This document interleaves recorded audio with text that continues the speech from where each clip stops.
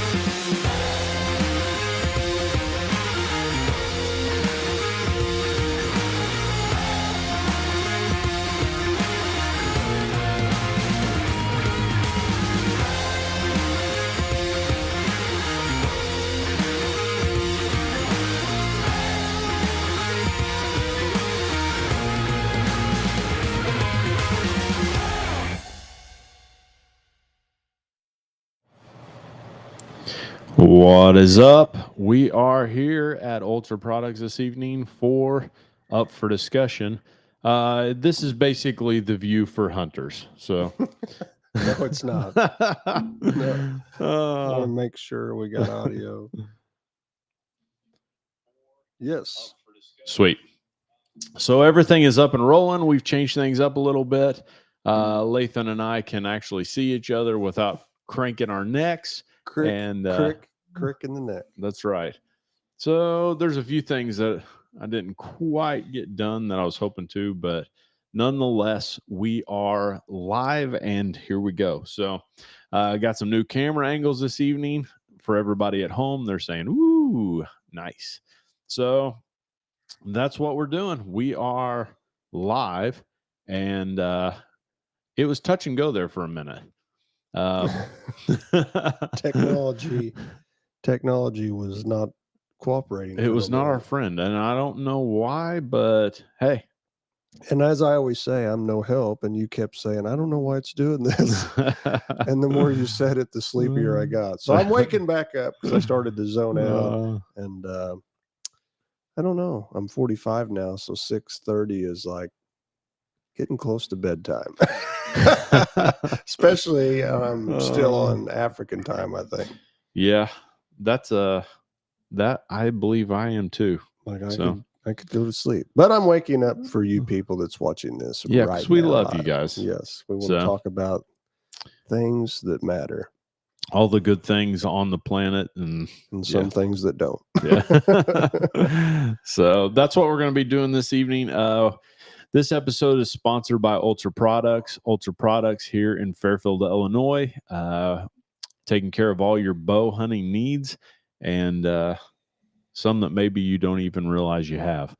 If you guys get a chance, make sure you stop in. Bow season is coming up next week on Wednesday, and we're counting down the days. It's upon us. It is officially getting close. Yeah.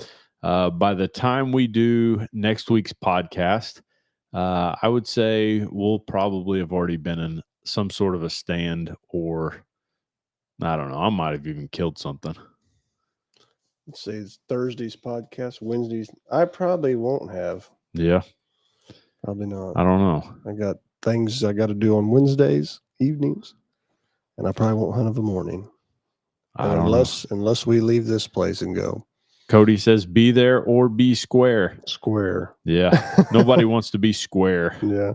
Square's for losers, Cody. Unless you're building blocks. That's right. Or houses. Houses with blocks. And squares are nice. Yeah.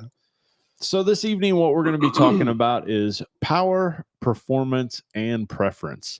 A lot of guys that come into this shop want to shoot something that is heavy in poundage. Some guys want to shoot something that is easy in regards to pull.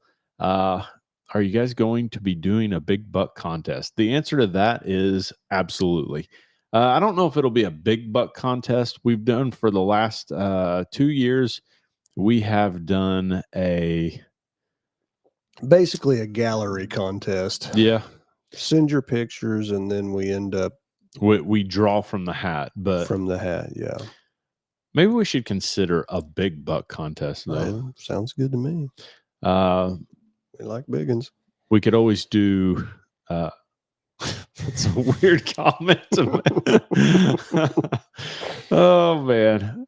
Apparently we're sleepy. It has been a long day, so.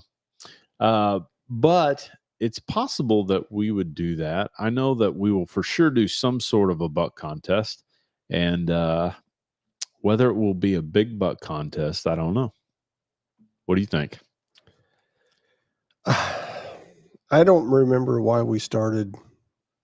We did it from a standpoint of everybody to get as many people to enter and send their pictures. And sometimes if a guy kills a deer that we should by no way, shape, or form be ashamed of if it's not huge, especially if it's like your first buck or something. Sure. And that was part of the reason why we did it the way we were. Yeah. So they wouldn't feel like, well, I can't send my picture in. So it was more of a send your picture in, and then because people love to scroll and look at the pictures, Yeah. and see what's being harvested in the areas or Yeah. around the world. So, And last year, I think we had close to 120 people enter it in the month of November. So yeah. So, I mean, that is why we did it that way. Now, if you want to make it big buck, I guess you would have to call it what? The largest scoring deer would be the baseline for that. And then you'd have to that gets use tricky again. You got to have them come in and right. And that's another reason maybe why we went the other way, because, you want to be fair. If you're actually going to have a contest where people are winning things, you have to be fair on that score and make sure it's somewhat official and not just because I some think guy. last year we gave almost $2,000 worth of product away. Right. So we definitely want to make sure that it's an equal opportunity thing and encourages youth to get out and do it. Right. That's really a lot of words, Mason, for what you asked. Yeah. So one way, shape, or form, there will be a buck contest. Yeah. So yeah.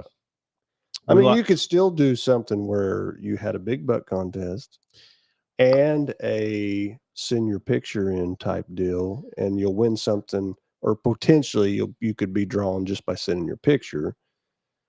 And if that's the case, we ought to just open it up for everything. Send your picture of your doe, your buck, your spike, your button buck, whatever your kill. Send a picture and put them in the roundabout, for some sort of drawing. And then you could have a whole separate I know we're going around the mountain here, but have a separate contest for the largest buck. Yeah. Some people do largest doe. That would be an interesting one, just to encourage guys to get out there and shoot does, to shoot mature does. So Clint Lee mentioned something that we want to make sure we mention. This Saturday we have a bow shoot, and that will be for bow hunters, obviously, but bow hunter setup.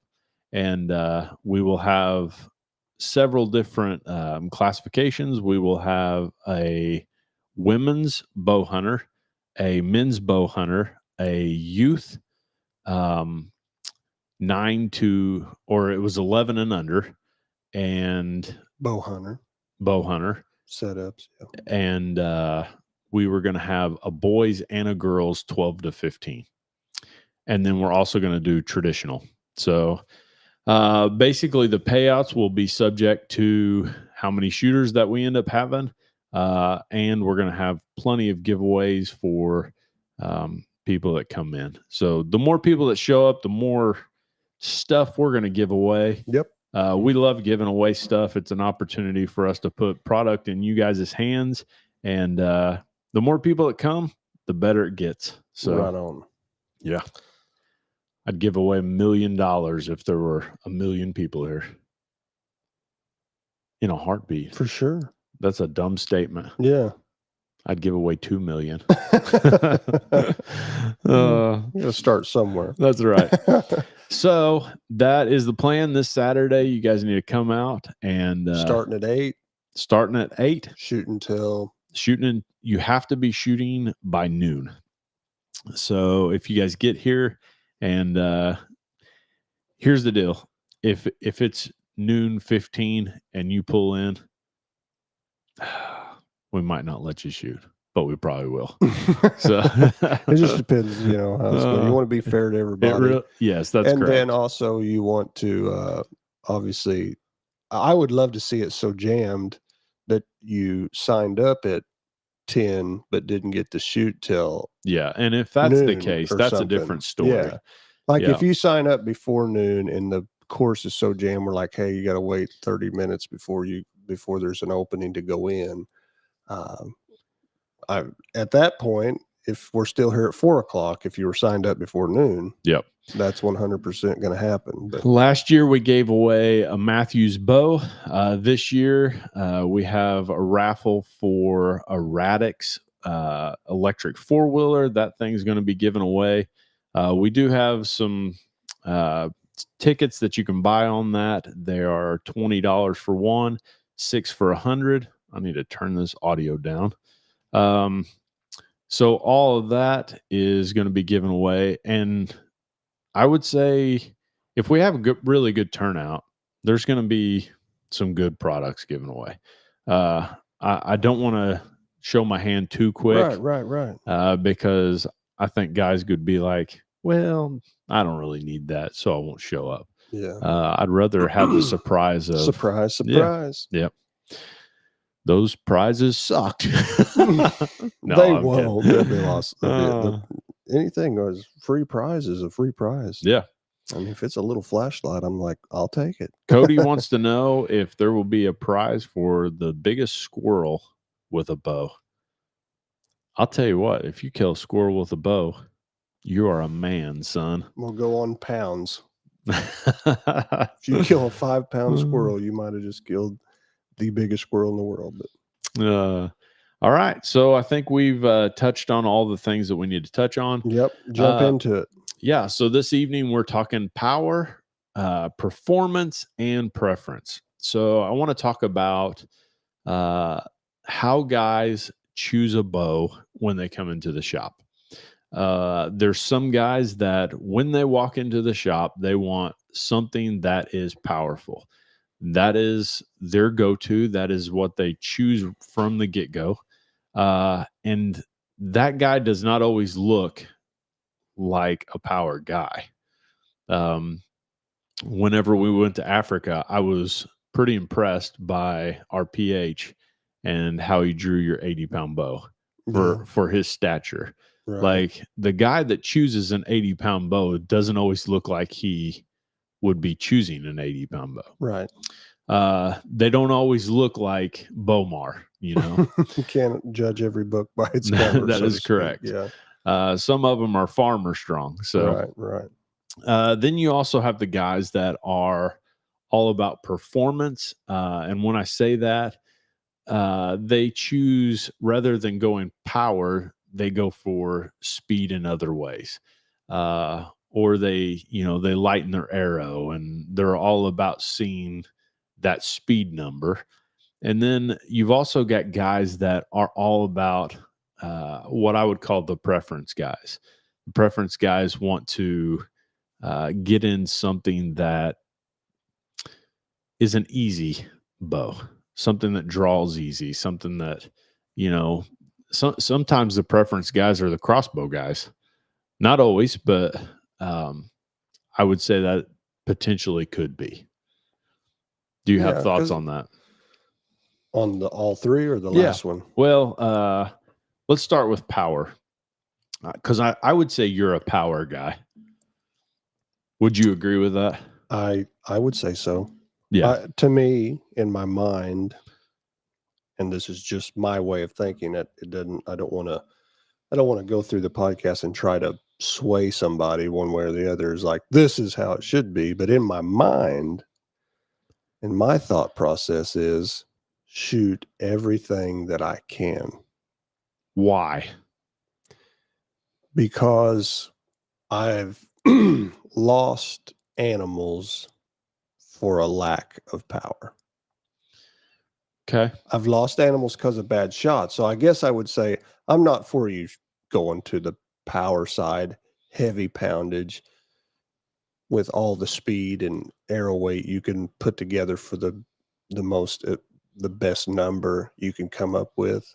When I say that, like, not diminishing returns, like 80 pounds, 600 grain or 550 grain arrow with the right, all that, getting still good speed.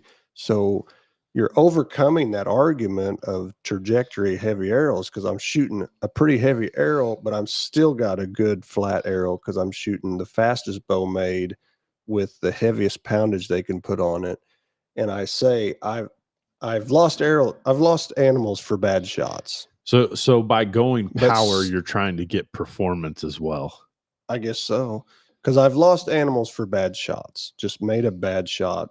And that's going to happen whether you've got power, preference, or... That's happened to me in the last week. So. Yeah. So what I'm saying is that's going to happen no matter which one of those bows you pick, if you just make a bad shot. Yeah. But if I hit on the shoulder a little bit Here's my thought. If I hit on the shoulder a little bit, the shoulder's not necessarily a bad shot. No, It is if you don't have the power to get through it. that's the deal. Can you overcome But if the I shoulder? if I can build a rig that I feel like, I'm not saying it's always going to do it, but it has a way higher chance of breaking down the shoulder and getting, because if you're through the shoulder, you're touching vital organs. Yeah. And not only that, but every move they make, they're ripping. And you break down the skeletal structure where it's harder for them to get away. Yeah. And I have done that. And you've watched where I broke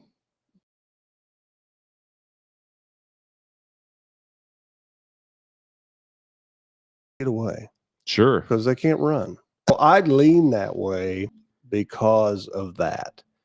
I've lost deer on bad shots. I've lost critters on shoulder shots that I was like, man, if I just had more power to get through that. So some would say, well, you can't make an arrow shoot hard enough. I beg to differ with what especially with some of the stuff I've seen in Africa. Yeah. I seen your arrow go through 4 feet. And I was only shooting 70 pounds. Yeah, but you had a 550 with the right head on it. Yeah. And you went through like 4 feet of wildebeest. Right? Yeah. I mean, at 71 yards. Yes. So my thing is, if you can do it, then I'm going to do it. Yeah. If I could shoot, and I think I could, if I could shoot 90 pounds comfortably, like not fight it to get it back, shoot it comfortably, shoot it accurately. If a bow company would give me one, but not very, you have to special order them. You'd have a 90? I'd shoot a 90. Yeah. I would shoot a 90. I've got a 50-pound recurve, and I'd love to have a 70. I would have, you know, and I don't even know that I could shoot a 70 right now accurately, but I would love to try. And I like your argument, though, that do what you can while you can. Yeah. And that on the other end of that argument is, if I back off now, I'm 45. If I back off, then it's just that much sooner I have to back off to the next number. Yeah. That makes sense. If I back off of 80, because I'm like, well, I'm 45, might as well just settle in and shoot 70 or 65 like everybody. Yeah. Well, then when I do have to turn it down, I have to turn it down to 50. Yeah. And how long until you're shooting the same poundage as your wife? Well, here's the thing. If you have to shoot 50 because of shoulders or something like that, but I sometimes think, and I don't want to upset people who are bow shop owners. Upset them. I sometimes think it's in people's heads more than it's in their bodies. In their hearts.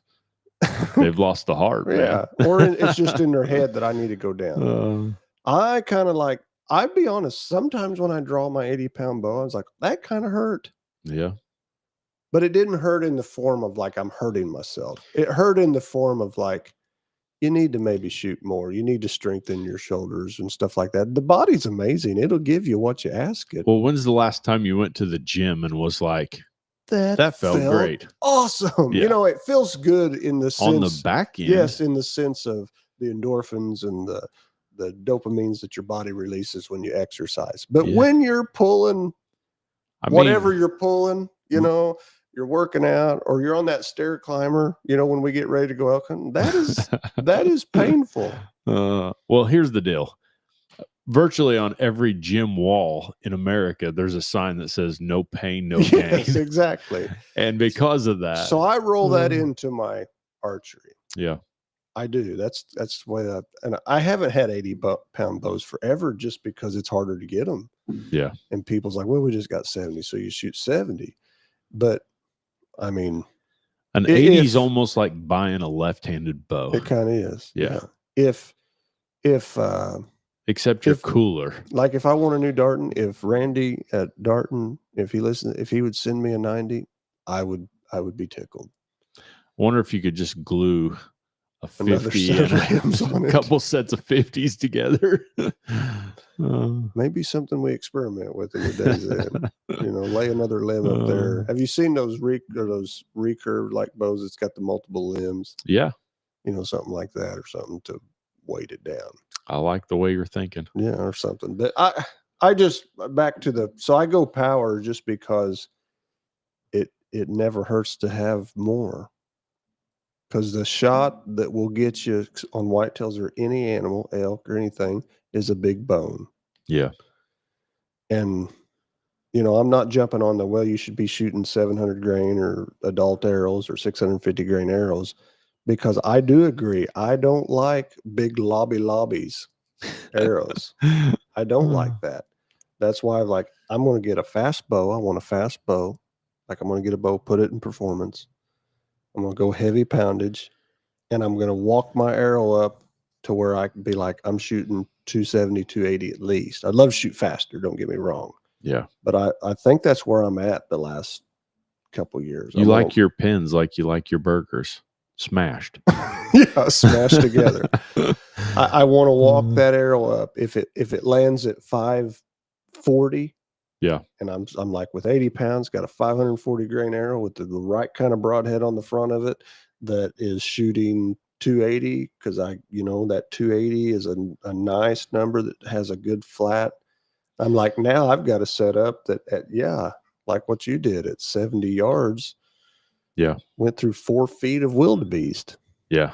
I mean, our PHs were like, are you kidding me? That's phenomenal. They were like blown away. Yeah, they were. I think they've had a lot of people come over, probably sub 70 pounds with 420 grain arrows. And with probably some sort of mechanical broadhead. Yeah, big 2-inch mechanical. And you got thicker hided animals with that are tough. They're tougher than ours. I don't know why. Yeah.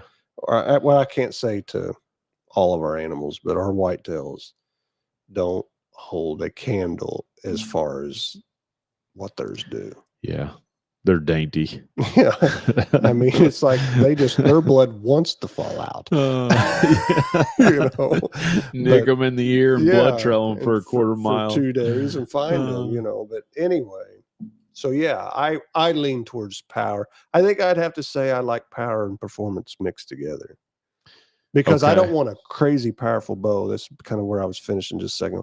I don't want some big 80, 85 pound bow that's pushing a 900 grain arrow. And I'm like, I've got an arrow that would be devastating if it hits anything, but I don't want to lose the ability to shoot flat and quick out to 50 and 60 yards.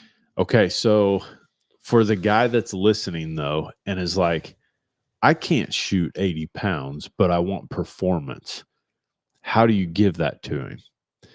And this is part of the reason why I brought this into the conversation, because like with Bowtech offers different mods that, or basically you flip them over. You go from a comfort mode and Darton does to a performance. Yes.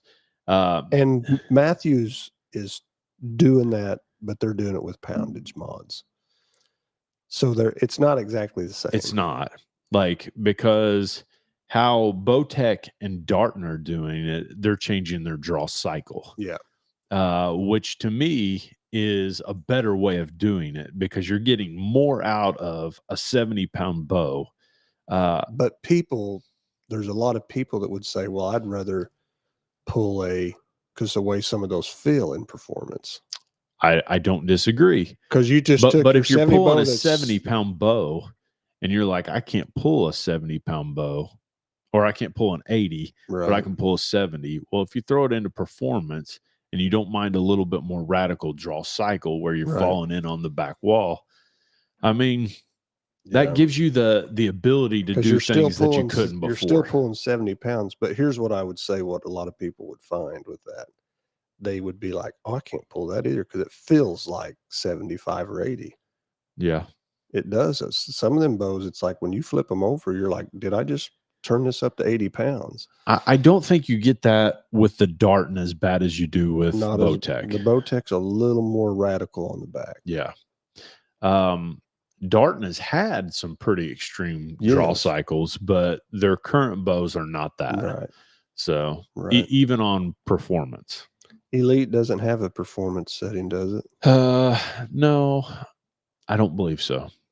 They've got where you can turn your let off down. Yeah, you can adjust your let off, which grabs a little more speed. And see, I would like to dabble. We've never done it yet with the Darton, but Darton also offers a 75% let off performance mod, which I think would be interesting.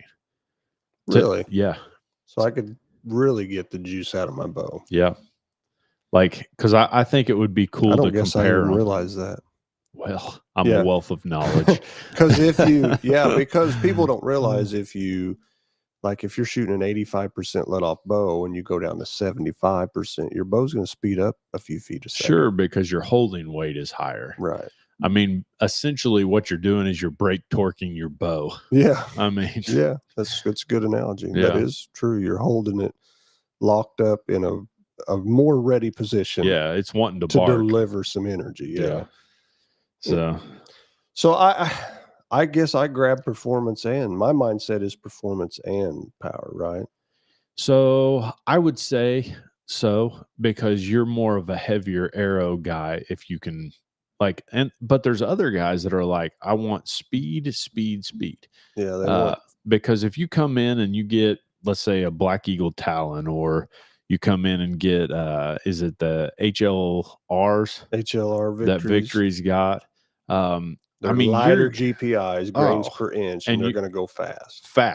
Extremely fast. And the Carnivore, like Black Eagle's Carnivore, goes fast. Yeah. I mean, but it's a little heavier than the Talon, I think. I believe so. Yeah. Yep. So the Black Eagle Talon, the Victory HLR, yeah, they're just a lighter GPI, so they're going to go crazy fast because you can get plumbed down to like 400, 410 grain arrows. But my thing is, with 100 grain points on them. I think that's a fantastic idea if you're shooting a cut-on contact. But I feel like if you're shooting something that is any kind of mechanical that folds over for sure, like a Schwacker or anything like that, I wonder if they carry the kinetic to get good penetration even at those speeds.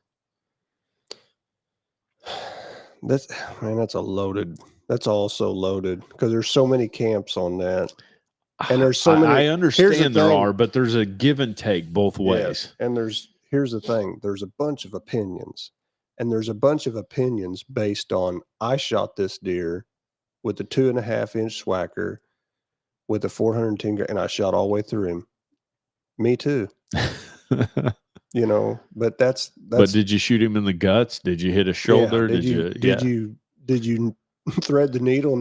You can shoot through a deer and never touch a rib. Yeah. I've shot through where you slipped right between the ribs on this side and didn't touch, maybe just barely glanced the rib on the back. I mean, we can throw something through them if you think about it from that standpoint almost. But I would say that people form a lot of opinions off of 2 or 3 kills, and that's not what we call a spreadsheet of data. And there's people out there right now on YouTube everywhere arguing this very thing. So I want to know this. Based on our spreadsheet of data, what have you found? I have to be approaching close to 200 whitetails with the bow. Not quite. I'd say not quite. Probably 150-ish maybe. I quit counting at like 130. But you also have a spreadsheet of data in here where it's like, I mean, how many times? Lots of people. And then with my own, and I haven't written it all down, but I got a book of remembrance, I guess you could say.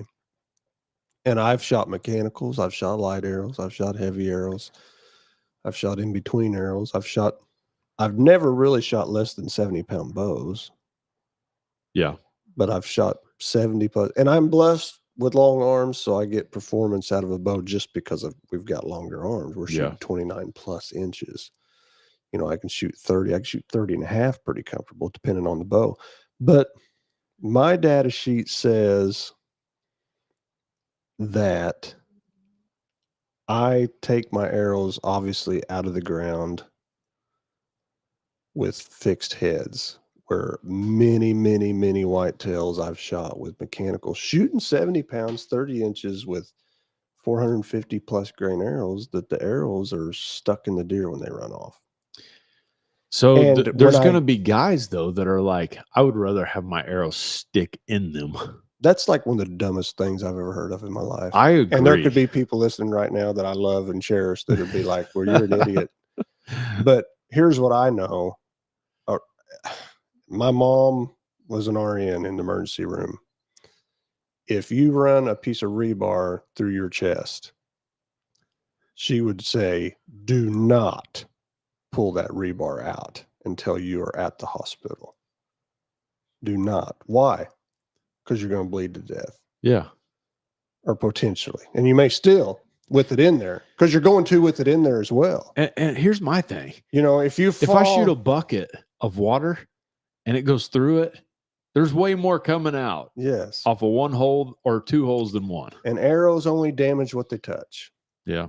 So if you've got an arrow, I think that's the argument with them, though, that it's in there just totally destroying things. Yeah. Here's the thing. It's if you put any broadhead through the lungs, even if it don't come out the other side, that animal probably, as long as it got both lungs in a major part of the lungs.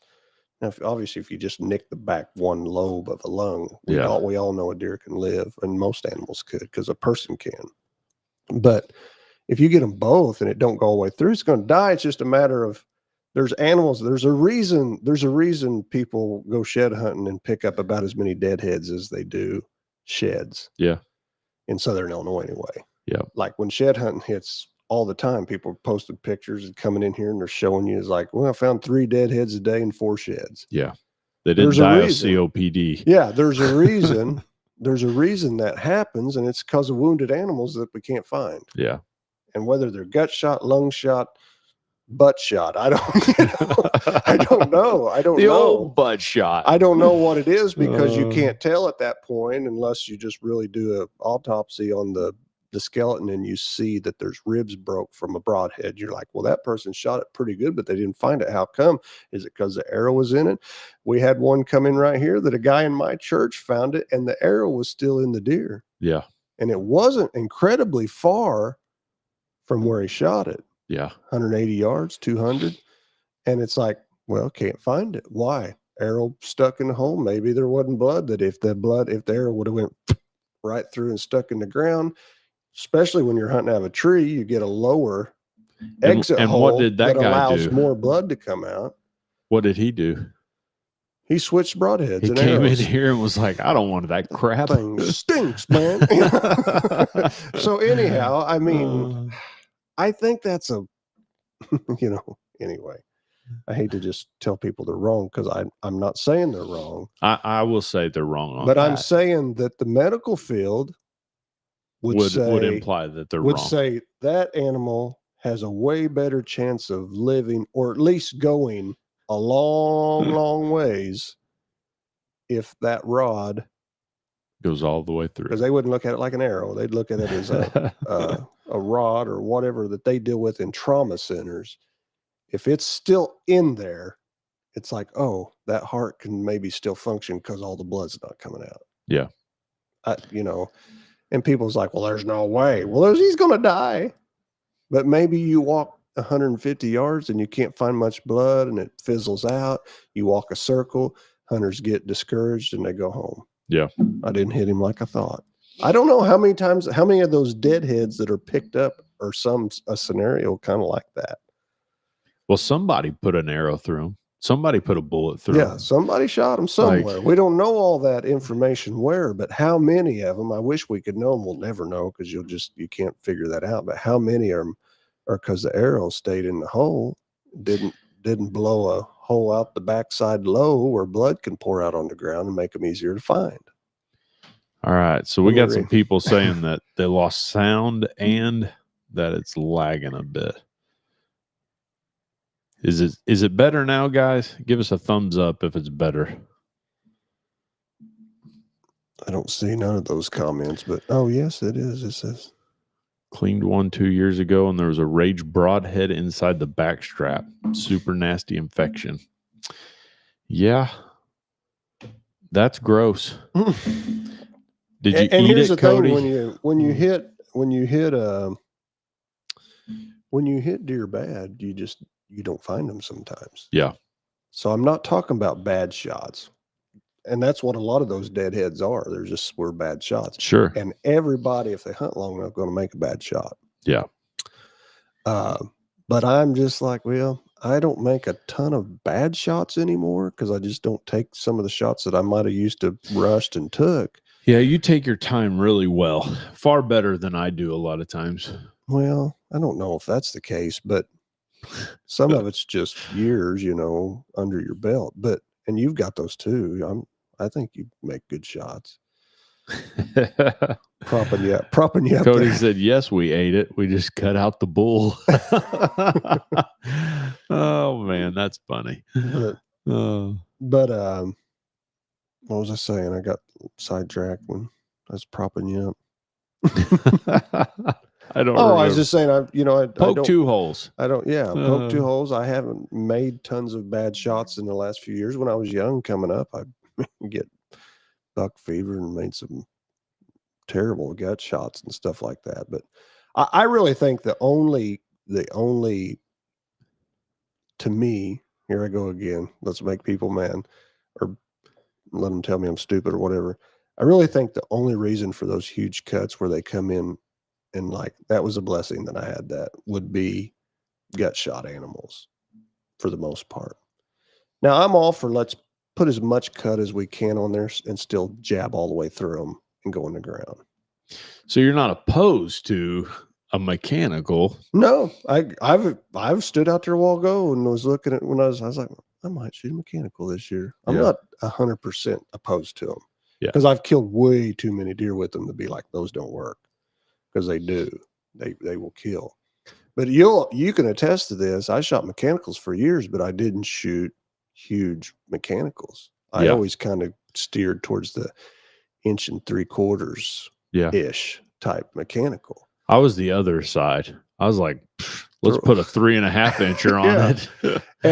And I think I've just always, I want to get my arrow out of the ground. I want to read the arrow. I got an arrow. I was like, oh, I got good blood on this thing. Got 2 holes all the way through. I don't have a big cork stuck in the holes, I was like, got plenty of gut material on this thing.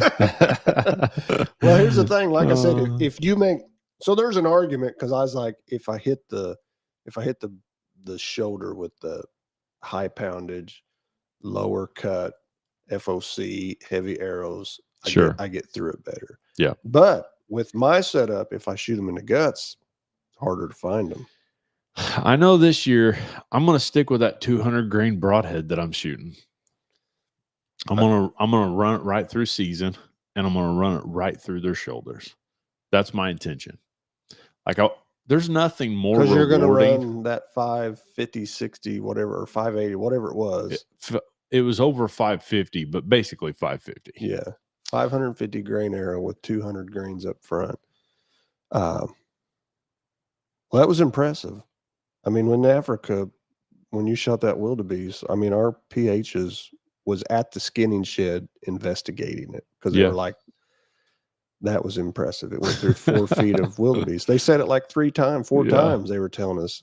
And they basically come back and looked at us and said, you guys can shoot them wherever you want to shoot them. Did they not? They were like, yeah, just shoot him. You're going to kill him. We got a feeling it's going to go through whatever you hit. Yeah. That would tell me that they've seen some setups. Well, Chicken said, one of our PH's nickname was Chicken. He said, he's like, I've seen a lot of arrows just go 4 inches into an animal. Yeah. And they run off with look like a pin cushion bouncing out of them, He's like, you guys don't have that. And I think everything we shot, we picked arrows up out there off the ground. Yours was hanging by the fletching on the backside. Yeah. I mean, dude, if I shot feathers, it would have been all the way through. It went on through it, and just the veins caught on the hide on the backside. Yeah.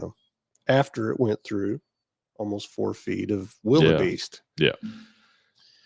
So I'm a power mixed with performance. What do you think? What's your opinion of the guys that are preference?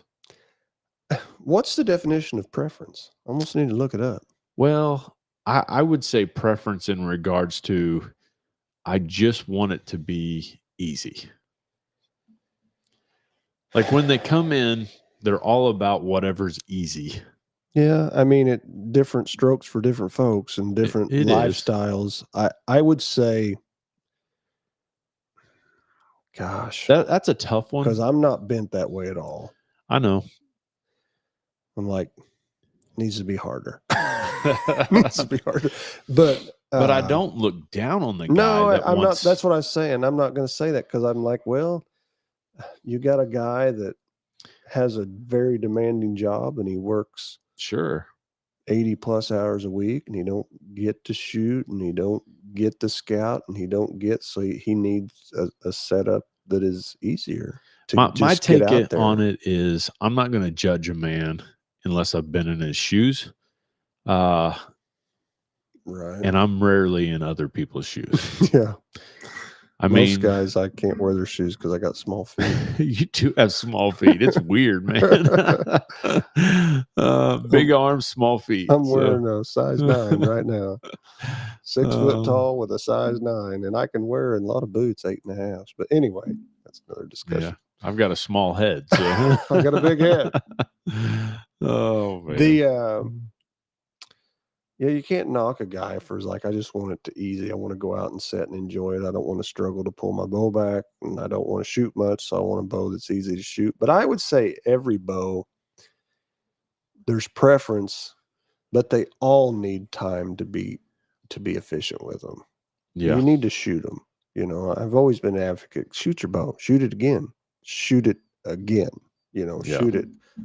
And I've never been the types like, oh, I don't like to shoot much more than 10 or 15 shots of an evening because I'm like, shoot 300 shots of an evening. Yeah. Overcome the fatigue and all that stuff. That's my mindset. So, but that doesn't go with the preference, I guess. No, it definitely doesn't. It's interesting when I talk to reps, they always are asking, have guys started coming in yet? And my response is usually that there's groups of guys. All like the crossbow guys, they are just about to start moving in. Coming in the shop and yeah. You kind of got it. You've got a meter there where you can judge it. Oh, it's weird. Yeah, I know what you're saying. The guys that are all about power and performance, they've already been in for months. Yeah, they've taken their bow apart 3 times. Yeah. You know, there's a guy in here just a while ago that's kind of like power for performance, and he's selling a bow because he had 2 to decide which one's the best and he likes the best and what he can get out of it the best. Sure. You know, so yeah, so guy, we've got a nice new Hoyt in here if you guys are interested in a Hoyt. Set up to the hilt. Yeah. You better come look at it. Yep. Don't miss out on that one. It's an 80-pounder though. Ooh. It's a power guy. Yeah, I liked it. So it's really interesting how that is the case. Like, that's the one thing I would say that surprised me the most. I just, in my head, envisioned hunters as a group will come in. And I didn't realize that there are classifications of those hunters. Yeah. And they may not be picking that classification, but they put themselves in that classification. But they are that. Yeah. Yeah. I think it's awesome. Basically, we can classify them because we're here as we're the constant. Yes. And then you see the guys that are in and out all summer. They're donking around with arrows.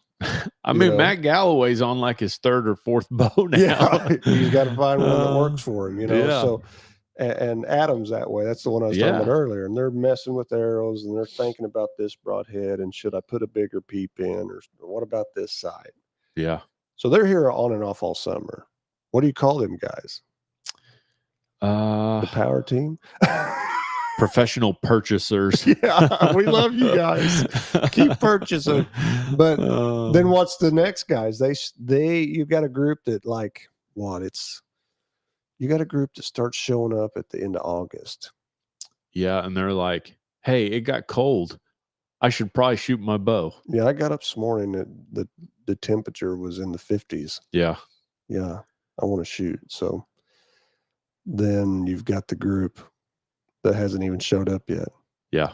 But then there's kind of a September crowd too, like And mid-September. then there's that one guy that came in and was like, "You guys got any of that deodorant that smells like deer?" And was putting he was using it as deodorant for himself. Whoa. And it was, And he's all in a league his own.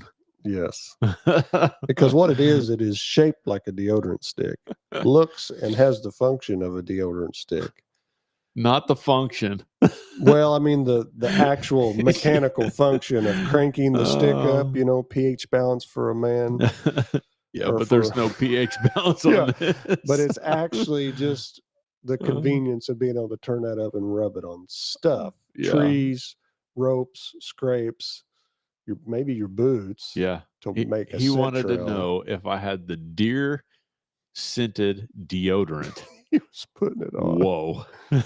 I bet he was randy when he came in at night. That is right. That's right. I bet his wife was like, I hate deer season. My man starts smelling like dirty deer. All the stories that we could tell that we don't tell because we still want those people to come in. Wow, man. You just told that one. Yeah. But I also know that this guy will never listen to this. Oh, okay.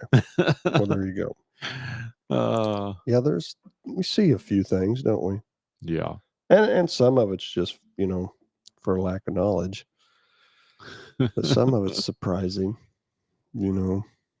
You have guys come in, it's like, I think I need a new D-loop, and it's like one strand of fibrous material that is holding that D-loop from breaking. And I'm like, I wouldn't even hook my release on that and ever pull that.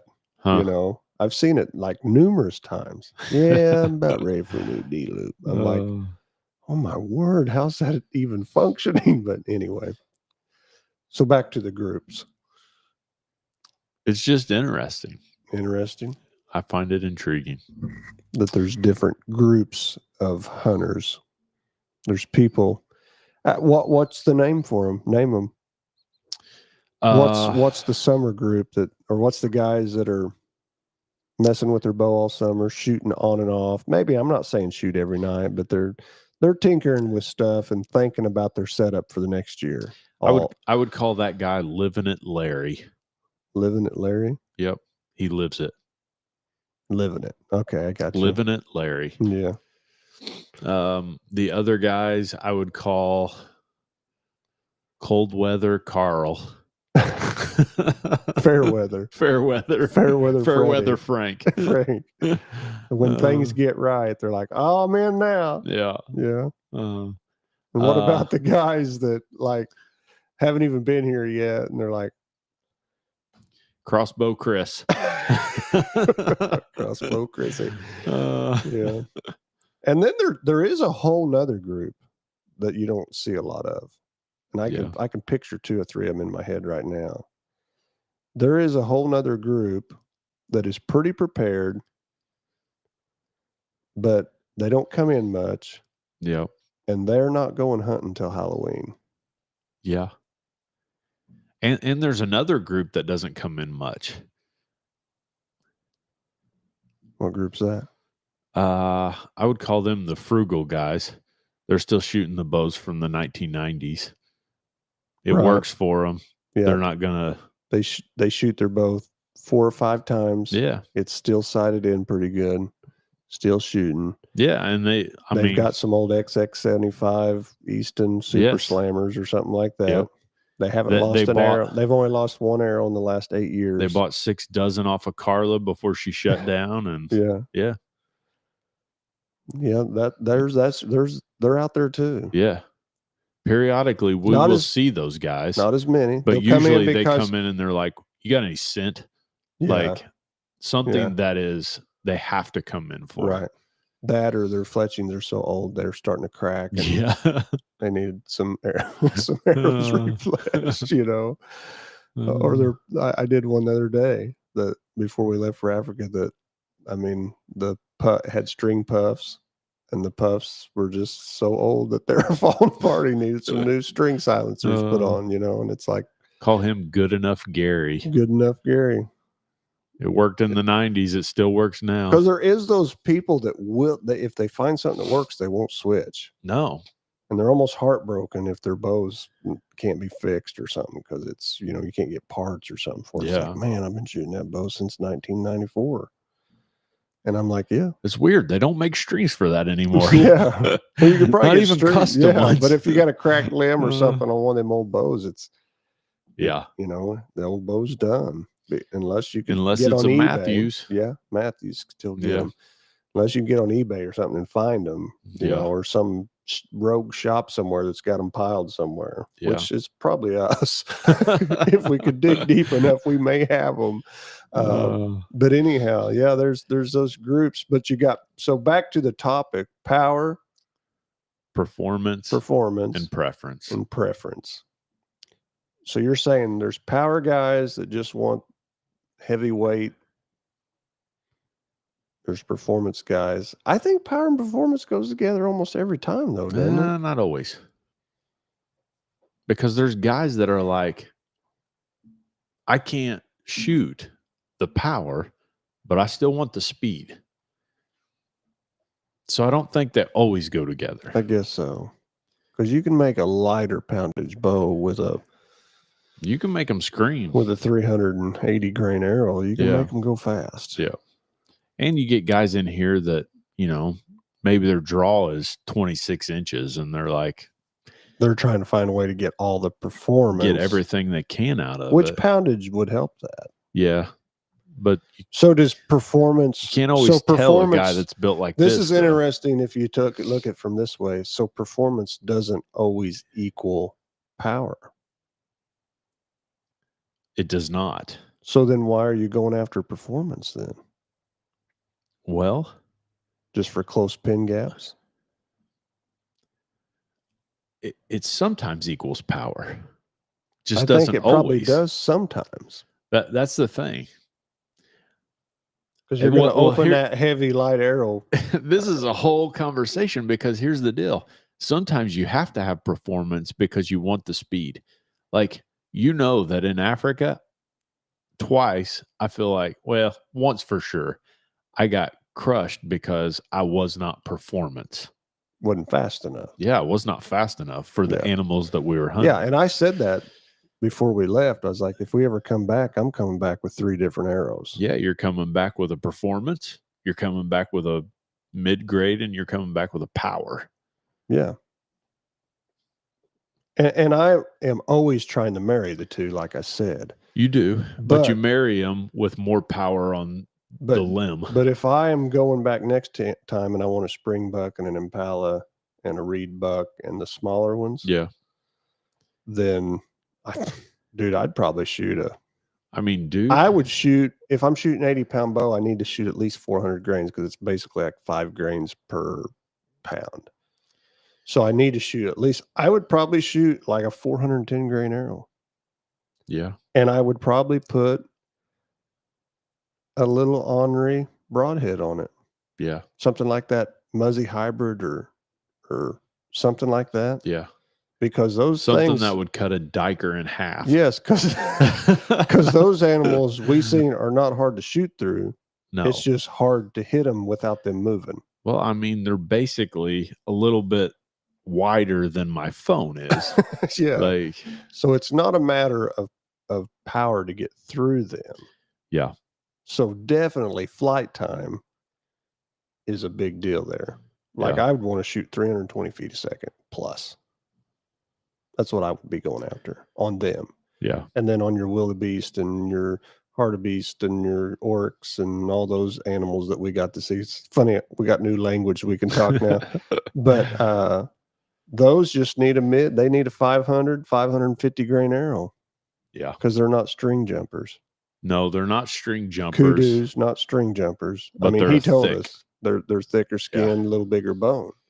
And then obviously if you're going to shoot something like a buffalo or sure, then you're talking 800 plus. Yeah. 750 plus. Yeah, 750 plus, 80 pounds. Yeah. I don't know what else. I think they would have let you shoot a buffalo with what you had. Oh, no doubt. I think they would have. Yeah. With the 650s, I think they would Yeah, have. I think so too. Yeah, I don't even know if it's legal, but I think they would have been like, they wouldn't have known. They didn't Yeah. really know. No. You know, it's because they hadn't been around bow hunting enough. It's not as a big a deal over there. And he asked me one day when I was sitting in the blind, he's like, man, bow hunting's such a big deal in America. How come? And I said, you know what? I've been thinking about it. I think I know why. It's because I don't know if he was there when I told him. Yeah, I think I was. I said, we only have 3-day gun seasons in Illinois anyway. Yeah. You know, 3 days and 4 days. And then there's some muzzleloader, some obscure stuff in there mixed in. Youth season, still just a couple days. Yeah. And I said, but bow season's 3 months, you know. He goes, oh, he's like, well, yeah, we'd all be bow hunters because when they're hunting, it's just whatever you got in your hands. It's 3 months of a gun. Yeah. So, yep. Well, it's a good conversation. Yeah. The preference, guys, so be it. The power performance guys, I think everybody would behoove themselves if they would lean that way. But it means being a little more dedicated. Yeah. Because if you're going to pick your bow up 2 times a year and check it and then go hunting with it, naturally your shoulders are not going to, and back muscles, all those muscles it takes to pull that, they're not going to be conditioned to it. If you had to pick a song that would be a theme song for each of those guys, what would it be? So for the power guys, it would be Thunder. Yeah. I mean, everybody picks that one, don't they? I don't know. That's a good question. I have to think. Power guys, then you have performance guys. The preference guys would be some easy listening Kenny G song. The Carpenters. Oh man, don't you do that to the Carpenters. Well, could be Goo Goo Dolls, maybe. Let it slide. Oh, you gotta let it slide, because that's what some of them do. They let it slide till it's just. Oh man, that is probably funnier in my head than it actually was. I'm sure it probably was. Well, whatever you are, whether you're a power, a performance, or a preference guy, we really don't care. We just want you to come see us. That's right. And enjoy hunting. Come tell us your stories. Because whatever you are, and it takes all of them to make the world go round, as Grandma used to say. Ryan Sanders says he loves these type of discussions. Thunder. Well, now we have to get all of our picks on the songs. So power guys would have to be something like, obviously, like Rocky's Eye of the Tiger, or something to that nature, you know, something upbeat, something, because when you go to I think the performance guys would be Grease Lightning. Oh, Grease Lightning. I don't know about that. That might be the I don't know what group that would be. I don't want to put a name to it.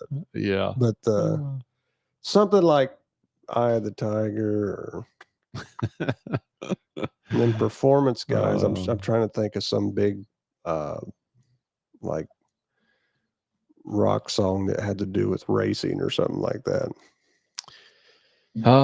Let us know what you guys think. Yeah, I'd love to hear that. So. And then the preference guys, I almost could be country.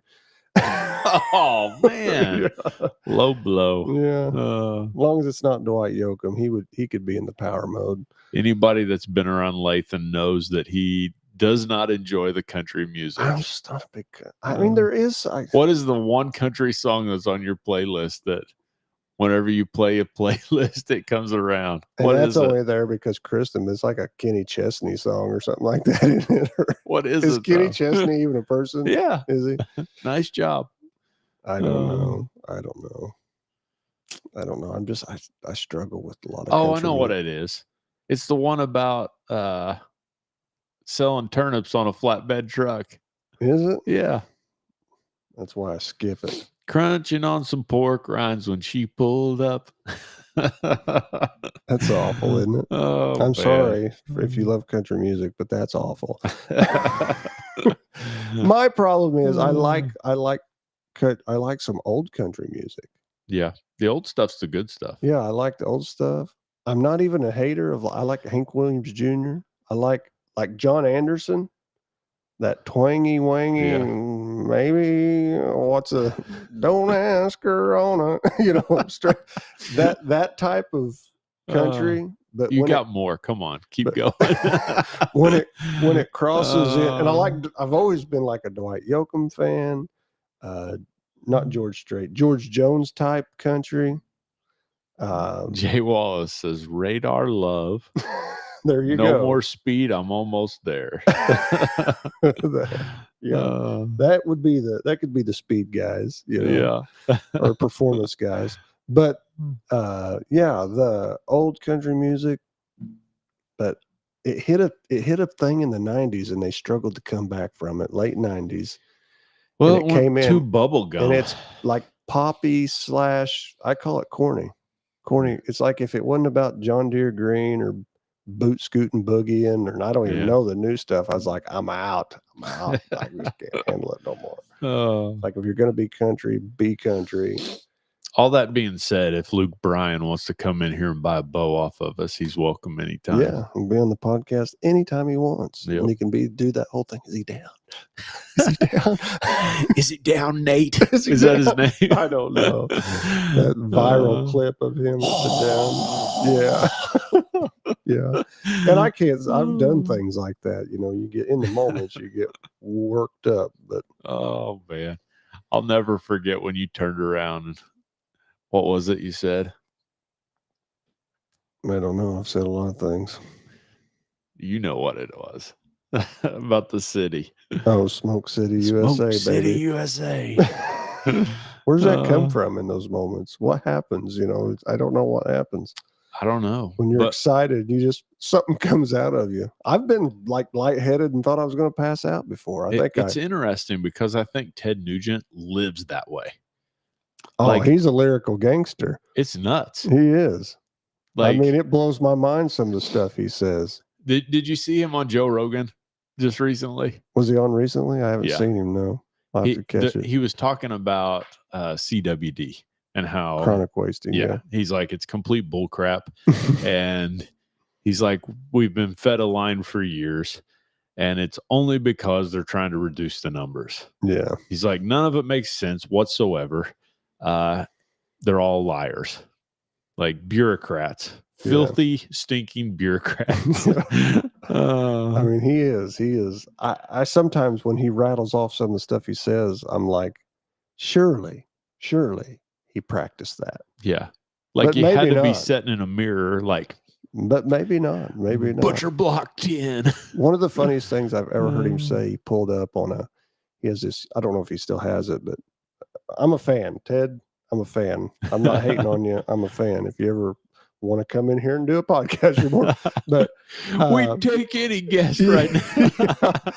But the funniest thing, he pulls in this huge, like early 90s Bronco.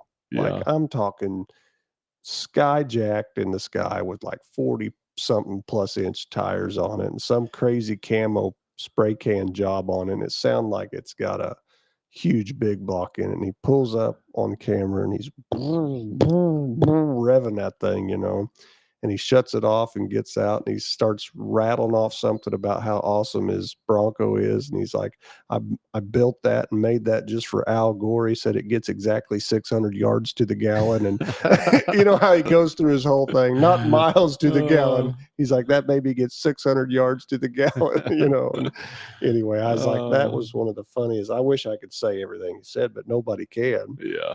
Because it's like what was the thing that he did where he said something about, I took that guy and made him from rock and roll to country. We can't go there. Oh man. Yeah. There might be children watching and it wasn't that bad. But the holes that we get ourselves in. Yeah. All right. Well, that's another wrap. Hello, gentlemen. Paul Cantrell. Paul, you tuned in late there, buddy. Paul, we miss you, my friend. I haven't seen you in a while. We do miss you. Well, I will surely see you soon. It is 7:24. on this Thursday night, and we are going to shut things down here for Up for Discussion. This has been a fun one. Lathan and I have been jabbering about all sorts of nonsense. So we appreciate you guys tuning in. If you guys get a chance, make sure you stop in the shop. I've got one thing to say, though. What's that? Power is powerful. Go ahead.